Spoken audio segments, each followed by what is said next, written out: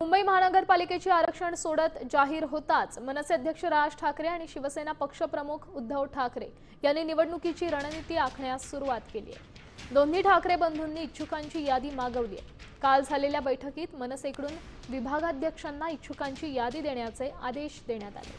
तसंच 2017च्या निवडणुकीतील आकडेवारी मागवून मनसेकडून प्रभागांचे A+, A, B, C असं वर्गीकरण केलं जाणार आहे।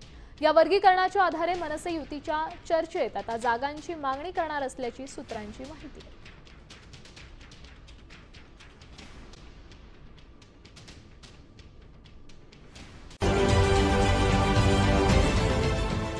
देश विदेशातील प्रत्येक घडामोडींचे लाईव्ह अपडेट मिळवण्यासाठी आता साम टीव्हीच्या सर्व सोशल मीडिया प्लॅटफॉर्मला लाईक, फॉलो आणि सबस्क्राइब करा।